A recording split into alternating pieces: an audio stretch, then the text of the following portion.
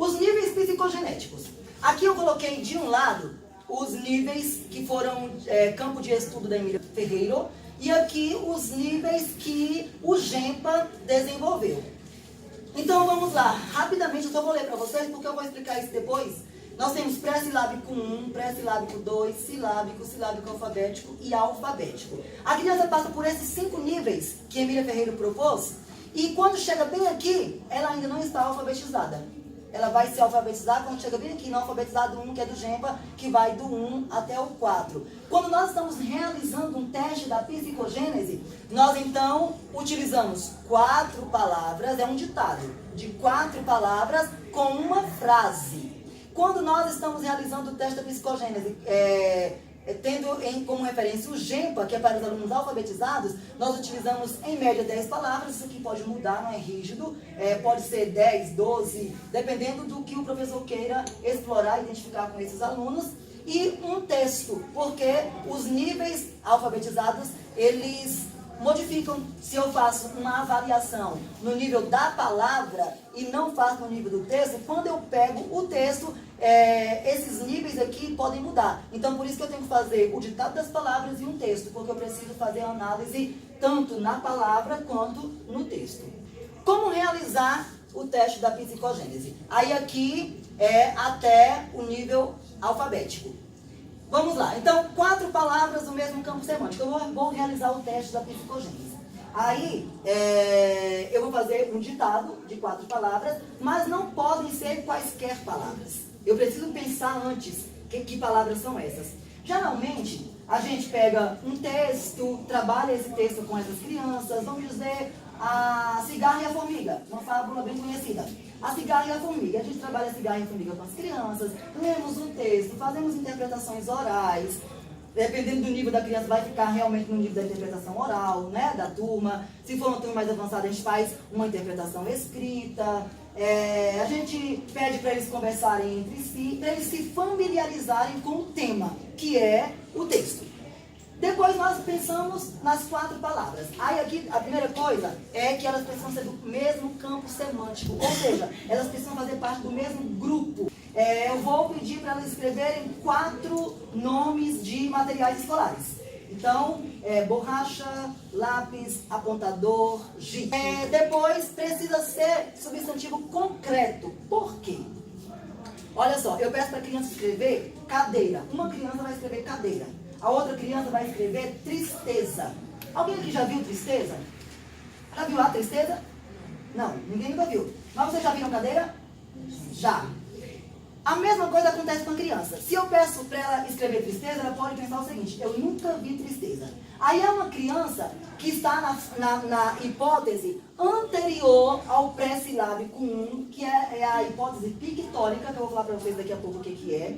É a criança que ainda não conhece o alfabeto, é uma criança que não sabe que para escrever precisa se utilizar letras, é uma criança que às vezes nem sabe que em algum momento se usa números. Então ela se vale de quê? De desenhos. Eu peço para ela escrever cadeira e ela não conhece o alfabeto, não sabe como escrever, ela vai desenhar a cadeira. Agora, se eu falo para ela tristeza, eu impossibilitei, quebrei as pernas dela. Ela não vai conseguir fazer nada, porque nem desenhar ela vai conseguir, porque ela nunca viu uma tristeza. Então, por isso que tem que ser substantivo concreto, algo visível, palpável, para a criança ter a possibilidade de escrever ou de desenhar aquilo que eu pedi para ela registrar. Tem que ser fora do repertório usual. Nas salas de aula, quem aqui está em sala de aula sabe, nas salas de aula nós geralmente ornamentamos a sala com um ambiente alfabetizador, que nós chamamos. Aí nós colocamos alfabeto na parede, colocamos números, listas de palavras, aí cantinho disso, cantinho daquilo, cantinho da leitura, o cantinho da matemática, o cantinho do descanso, até isso tem em algumas salas, né? É um ambiente alfabetizador. Aí tem um alfabeto. Aqui na parede geralmente é acima do quadro.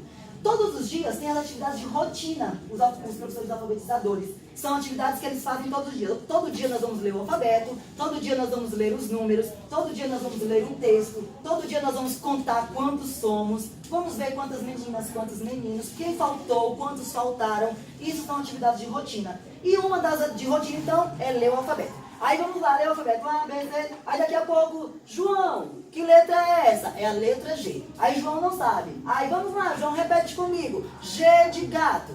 Aí, Maria, que letra é essa? É a letra A. Maria não sabe. Vamos lá, Maria. A de abelha. E aí, todos os dias eu faço isso com a criança. Passaram-se, vamos dizer, 20 dias. E aí eu vou realizar um teste da psicogênese. Quando eu vou realizar o teste da psicogênese, eu vou escolher para fazer esse teste 4 nomes de animais, né? Substantivos concretos e do mesmo campo semântico, animais.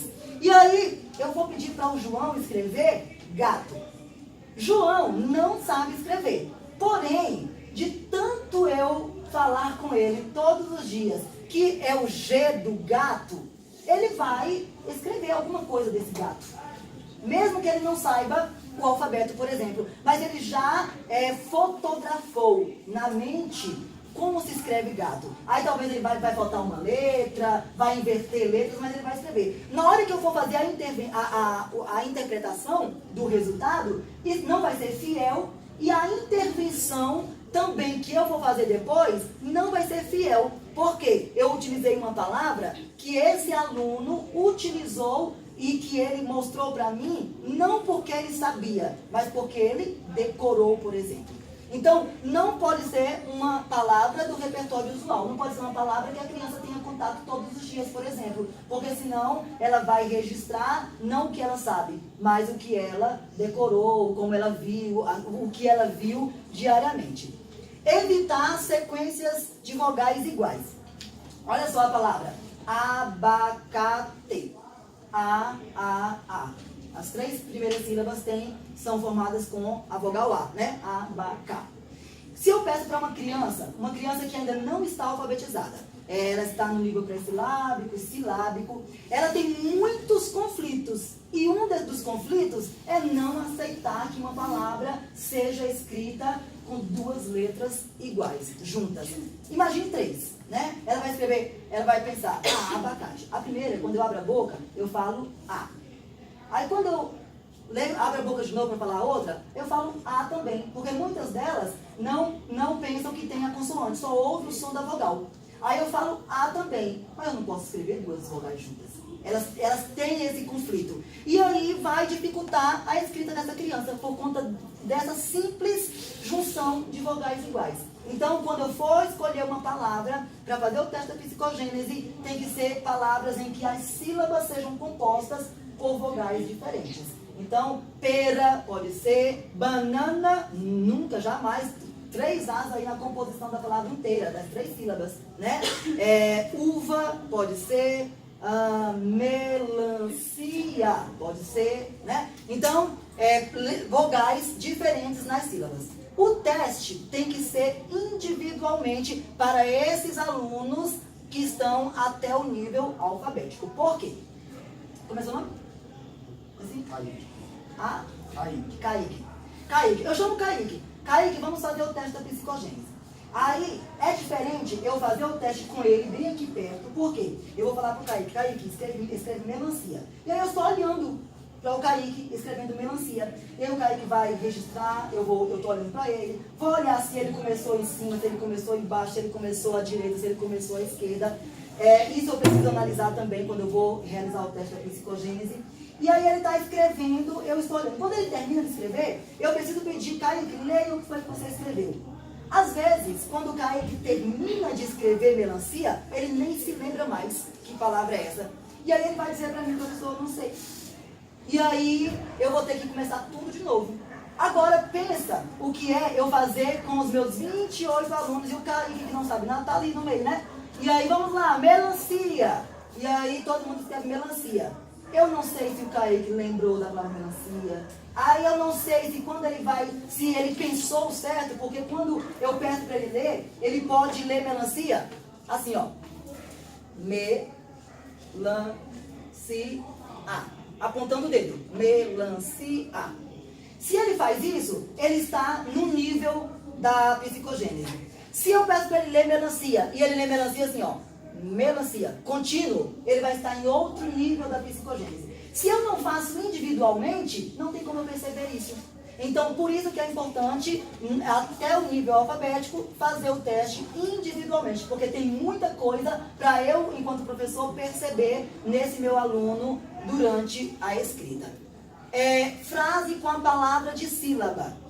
Alguns professores hoje, quando vão fazer o teste da psicogênese, eles utilizam o nome do aluno para fazer a frase. Então, vamos dizer, escreveu lá gato, cachorro, ariranha e rã. 4 palavras. E aí, quando vai fazer o teste da psicogênese, a frase, aliás, aí vamos lá. Seu nome? Maju. Como? Maju? Maju viu uma ariranha no zoológico. Maju viu uma ariranha no zoológico. A frase está correta, porém não atende ao princípio que a Emília Fergueiro aplicou. Por quê?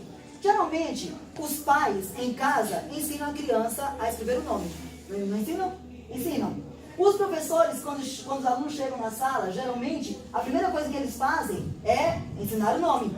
E aí essa criança, de novo, já decorou como se escreve o nome. E quando eu faço a frase utilizando uma das palavras para a psicogênese, eu quero entender como foi que essa criança pensou essa frase, essa palavra que colocou nessa frase. Se ela escreveu do mesmo jeito que escreveu aqui, ela transcreveu para a frase. Se é o nome dela, ela vai escrever o nome dela aqui na frase, em qualquer outro lugar, do mesmo jeito que ela decorou. Agora, se eu peço para ela escrever, por exemplo, fazer a frase com a palavra gato. Mamãe me deu um gato branco. Às vezes ela vai escrever gato de um jeito aqui, vai escrever GT, por exemplo, gato. E na frase, ela pode escrever gato GTO, gato. Então, eu começo a perceber que essa criança está no conflito. E eu também vou perceber se ela teve pelo menos a perspicácia de olhar como escreveu aqui em cima e colocar na frase do mesmo jeito. Então, tudo isso é objeto de análise na hora da realização do teste da psicogênese. Aqui eu coloquei para vocês a composição de sílabas das palavras. Tem que ser uma palavra de sílaba, 2 sílabas, uma palavra trissílaba, 3 sílabas, uma polissílaba, 4 sílabas e uma monossílaba nessa ordem. Quando vamos fazer o teste da psicogênese, então, utilizamos uma dissílaba, uma trissílaba, uma polissílaba e uma monossílaba. Eu coloquei bem aqui, ó, uma observação, folha branca. Quando a Emília Ferreiro começou a fazer os testes para desenvolver a teoria, ela fazia o teste em folhas brancas. Por quê? Quando eu pego uma folha branca e dou para um aluno fazer o teste da psicogênese, eu vou avaliar não apenas como essa criança pensa a escrita no nível da palavra, a composição da palavra, mas eu vou pensar como ela organiza a escrita. Se ela entende que a escrita começa de baixo para cima, que a escrita começa da esquerda para a direita. Ou se ela pensa que escrever pode começar em qualquer lugar. Aí eu penso, escreve seu nome, ela vai e escreve aqui embaixo. Escreve a palavra gato, ela vai e escreve bem aqui. Escreve a palavra cachorro, aí ela escreve bem aqui. Aí isso também é objeto de análise. Agora, isso aqui ficou muito pequeno, não vai dar para vocês enxergarem, mas é uma folha com espaços delimitados. Aqui, ó, tem um retângulo, aqui tem 6 linhas e mais 6 linhas, 12 linhas. Aqui tem uma linha menor, bem aqui, que é para título, e essas outras linhas que é para um texto. Isso aqui é uma ficha que alguns professores utilizam para realizar o teste da psicogênese com todos os alunos. Os alunos que são pré-silábicos até alfabetizado 4. Qual é o grau de dificuldade? O que me atrapalha quando eu utilizo isso aqui ao invés de uma folha branca? Quando eu utilizo isso aqui, eu vou falar o seguinte para o aluno, olha, nós vamos fazer um ditado, cada linha dessa aqui é um número. Então aqui vai ter a palavra 1, a palavra 2, 3, 4, 5, 6, até chegar na palavra 12. O que eu estou dizendo para o meu aluno? Olha, quando eu falar gato, você tem que escrever aqui. Quando eu falar cachorro, você tem que escrever na segunda linha. Eu não estou dando para essa criança a possibilidade de me mostrar como ela pensa a escrita. Eu já estou dizendo para ela, a escrita é feita desse jeito. É aqui que tem que escrever. E eu não posso fazer isso. Por quê? Eu só posso fazer isso depois que ela me mostra como ela pensa a escrita. Então, por isso que é importante a folha branca. Primeiro, faço o teste na folha branca, ela me mostra, a criança me mostra como ela pensa a escrita. Se está toda desorganizada ou se está organizada. E está toda desorganizada, aí eu começo a apresentar isso aqui. Olha, a escrita acontece de cima para baixo, acontece da esquerda para a direita. Essas são as intervenções que nós chamamos. Então, eu não posso começar aqui, porque aqui eu estou mostrando para ela que é assim e não estou dando a possibilidade de ela me mostrar como ela pensa. Isso aqui é uma ficha que é boa para os alunos alfabetizados. Porque os alunos alfabetizados já venceram isso aqui. Aí eles já entendem a direção da escrita. Uma outra coisa que é interessante, nós vamos ver daqui a pouco. Se um aluno pré-silábico, o aluno pré-silábico, geralmente o pré-silábico 2, ele pensa a escrita na composição da palavra. Por exemplo, se eu peço para ele escrever elefante, elefante é grande ou pequeno? Grande, enorme. E eu peço para ele escrever formiga. Formiga grande ou pequena? Pequena. O meu aluno pré-silábico 2 pode pensar que elefante precisa de muitas letras. Se eu entrego uma folha branca para ele, tem aluno que vai começar bem aqui, a escreve A, B, C, D, F, G, H, chegou aqui, não deu. Ele volta para cá. Elefante. Tudo isso aqui vai ser elefante. Porque é grande, precisa de muita letra para escrever elefante. Aí eu peço para escrever formiga. Aí ele vai escrever formiga bem aqui, ó. Formiga. Porque é pequena. Então, elefante pode se utilizar 20 letras e formiga pode se utilizar 3 letras, por exemplo. Porque elefante é grande e formiga é pequena. Então, leão é a mesma coisa. Vamos pegar leão, que tem menos letras, né? Leão é maior que formiga. Mas leão, para ele, o animal é maior que a formiga. Então, leão pode ter 10 letras e formiga pode ter 5 letras, 2 letras, por exemplo. Tá? Então, se eu entrego uma folha assim, delimitada, ele vai escrever elefante nesse espaço aqui, porque eu disse que é aqui que tem que escrever. Ele não vai mostrar para mim o que ele pensa sobre a escrita e eu não vou saber o que esse aluno está pensando sobre a escrita. Então, por isso que é importante começar o teste da psicogênese com a folha branca. Agora, isso eu vou ler para vocês, como realizar o teste da psicogênese com os alunos de pré-silábico até alfabético, que são os alunos que não estão alfabetizados. Agora, como realizar o teste com os alunos pós-alfabéticos, ou seja, com os alunos alfabetizados? Eu preciso, com os alunos alfabetizados, fazer um ditado de 10 a 12 palavras, uma frase e um texto. Essas 10 palavras, da mesma forma que eu fiz com os alunos não alfabetizados, não podem ser quaisquer palavras. O que é interessante eu pensar quando vou fazer o teste com esses alunos alfabetizados? Pensar na composição das formações das sílabas nas palavras. Então, eu tenho que pensar que esses alunos, eles têm pensamento sobre a forma de se escrever. E eu tenho composição de escrita. Eu tenho palavras que são escritas com consoante e vogal, que a gente chama de formação canônica. Eu tenho a palavra